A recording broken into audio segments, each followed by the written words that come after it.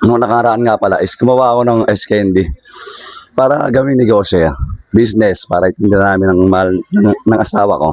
Dahil summer, gawa tayo ng isang pwede natin gawing pang business, extra income. Ang pangalan ng ice candy ay Creamy Fruity Ice Candy. Masarap to. Bagay na bagay ito ngayong panahon ng summer. Tapos ngayon, siyempre dahil kapistahan ngayon, kaysa ibenta ko na lang muna yung ice candy. Sabagay, pwede naman akong gumawa pa sa ibang araw, no? Ang pwede kong may-alay na lang ngayon kay mahal na pong Santa Cruz is yung yun na lang. Yung ice candy na balak naming itinda or gawin pang negosyo, i-alay muna natin sa kapistahan ni mahal na pong Santa Cruz. Pamimigay natin sa labas ngayon yun, no? Let's go! Ano ko i-distribute or ipapamigay yung mga ice candy na alay natin para sa kapistahan ito sa labas. Siguro ang magandang ideya or magandang gawin is hanap ako ng mga lugar na may nagpapalaro para sa mga bata. Ayun, ayos. Ready na yung papamigay natin ice candy para sa kapistahan ni mahal na pong Santa Cruz.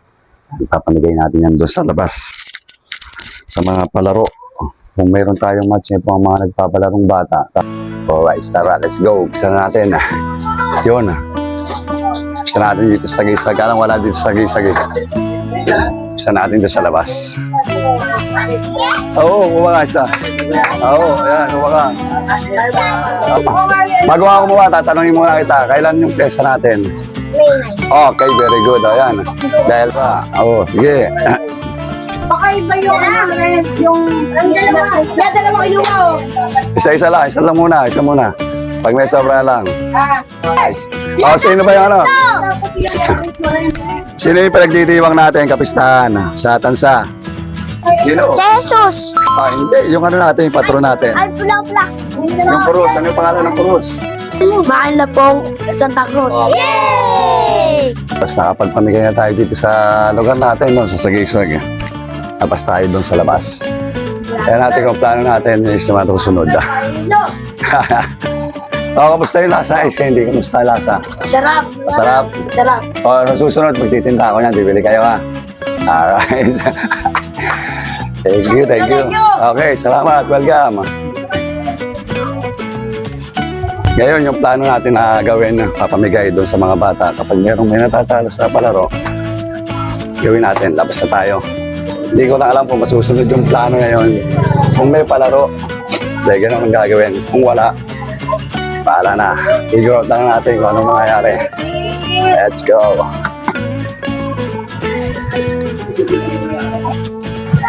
Sa susunod, magtitinda ako niya na, bibili ka. Oo. Ayos. Diretso tayo dito sa Kaaba, P. Rodriguez. Ay, may nakikita akong mga nagpapalaro. Kaya natin, Ayun, ayos. So, may mga nagpapalaro na dito. Dito tayo magkabang ng buong plano natin.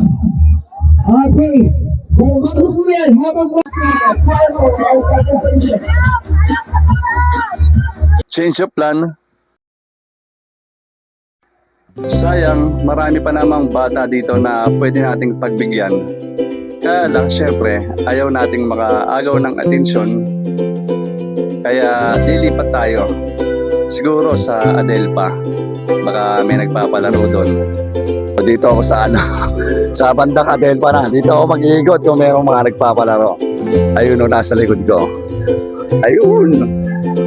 Kaya natin kung dito natin magagawa yung plano natin. Let's go. Mga taga-Adelpa, sila yung mga nag-organize ng mga dito, palaro para sa mga bata. Ayan, Ang pangalan mo, Tol? Brian Pinilla. Ang pangalan ng grupo niyo, Tol? Adelpa Boys. Ayun ba? Adelpa Boys. Mga Adelpa Boys, no? Siyempre, yan.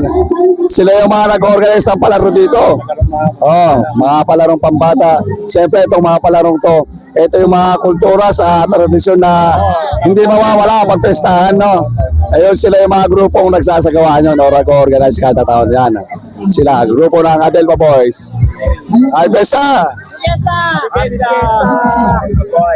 Thank you, Tol. Tapos susunod nilang gagawin palaro, yan, Basagang Palayok. Yung palaro kapag may pestahan. Ganyan yung mga tradisyon na taon-taon ginagawa dito sa Adelpa. Sa iba pang parte ng Tansa, hindi lang naman dito sa Adelpa. Isa pa sa mga pinakaabangang bahagi ng kapistahan ay ang mga kulay at masasayang palaro ng pista. Ito ay hindi lamang laro, kundi simbolo ng pagkakaisa, bayanihan, at tunay na saya ng kulturang Pilipino. Mula sa karera ng sako, basagang palayok, pabitin, agawang buko, hanggat sa iba't ibang palaro para sa mga bata at matatanda. Kaya't sama-sama nating simulan ang mga palarong nagbibigay buhay sa kultura at tradisyon sa kapistahan.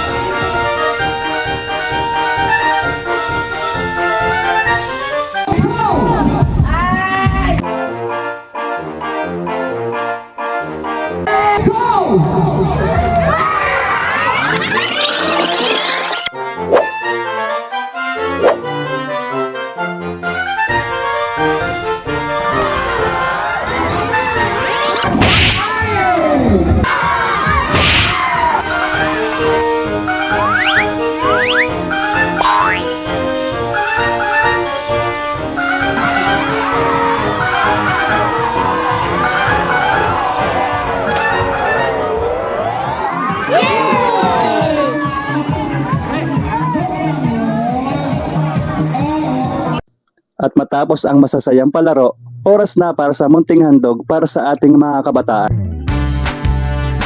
Maaring simple lamang ito, ngunit para sa kanila, sapat na itong magbigay ng ngiti, tuwa,